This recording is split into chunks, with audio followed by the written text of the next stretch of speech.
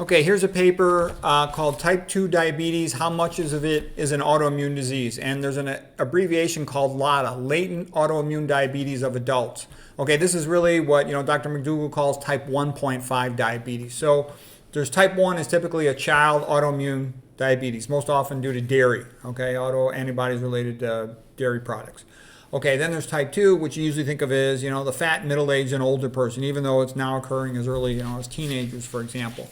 But type 1.5 is sort of an adult onset type 2-like diabetes that progresses too fast, okay? And it has some features of being like type 1, some features of being like type 2.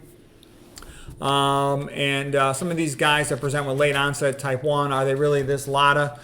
But the important point of all this is, as soon as you have a hint of diabetes, optimize your diet as fast as possible, and hopefully you can stop the autoimmune process from progressing so you don't end up fully insulin dependent.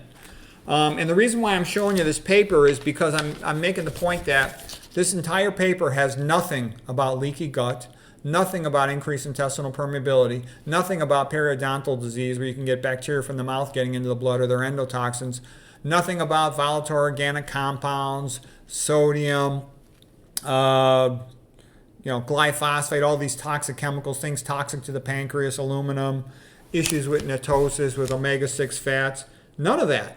And what I'm trying to say is these papers in conventional medicine, all they're trying to do is sell drugs.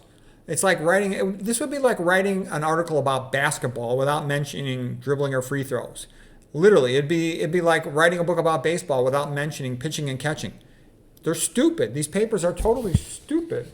Let's see if there's anything. All it is, again, an attempt to sell drugs. So they do mention specific autoantibodies. Whoop-de-doo, that doesn't really help you.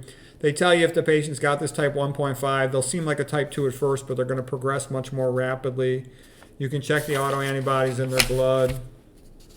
They talk about all this low-grade inflammation and fat. Yeah, it's bad to be obese, but there's really not much here. It was kind of a waste of my time to read the paper.